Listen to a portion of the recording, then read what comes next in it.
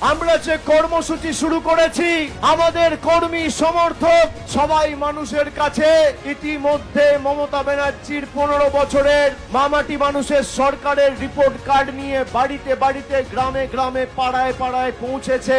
এই বাঁকুড়া জেলায় 2019 সালে বিজেপির 2 জন সাংসদ জিতেছিল। আজও বিষ্ণুপুর থেকে বিজেপির সাংসদ। 2014 সালে ভারতীয় জনতা পার্টি কেন্দ্রে ক্ষমতায় এসছে। আজ 2026, 12 বছর বিজেপি ক্ষমতায়। বিজেপির রিপোর্ট কার্ড কোথায়? বিজেপির কোন কর্মী সমর্থকের জবাব দিতে পারবে? যদি রাজনৈতিক লড়াই লড়তে হয়, তাহলে তথ্য পরিসংখ্যানের ভিত্তিতে রাজনৈতিক লড়াই লড়া উচিত। লড়াই হওয়া উচিত বাসস্থান, রাস্তাঘাট, পরিকাঠামো, জল, স্বাস্থ্য ব্যবস্থা, কর্মসংস্থান, রুজি রোজগার, এর উপরের ভিত্তিতে। বিজেপির কর্মীদের, নেতাদের অনুরোধ করব, আমার কথা যতদূর যাচ্ছে মনোযোগ দিয়ে শুনুন। কারোর কানে ঢুকলে আমার কথা শুনবেন।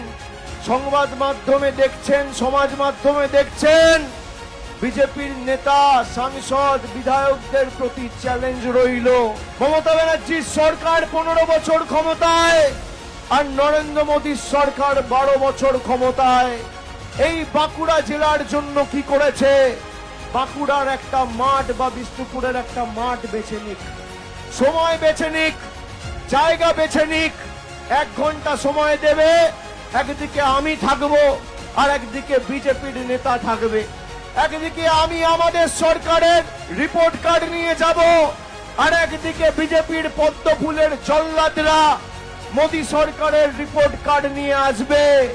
ফোকাটটা করে মাঠের বাইরে যদি বের করে দিতে না পারি, মানুষের সামনে মুখ দেখাবো না। আমাদের সরকার আসার পর একের পর এক মাল্টি সুপার স্পেশালিটি হাসপাতাল, বাঁকুড়ার বিশ্ববিদ্যালয়, ব্লকে ITI, polytechnic, degree college, government college, হাজার হাজার কিলোমিটার রাস্তা বাংলার প্রত্যন্ত এলাকা জুড়ে কে করেছে? আমাদের সরকার করেছে। মমতা বন্দ্যোপাধ্যায় সরকারের সব থেকে বড় সাফল্য বা সব থেকে বড় পুরস্কার কি মানুষের কাছে? মানুষকে যে বাঁকুড়ার বিস্তীর্ণ এলাকা জুড়ে মাওবাদীরা এককালীন দাপিয়ে বেরিয়েছে, আজ সেই বাঁকুড়া শান্ত।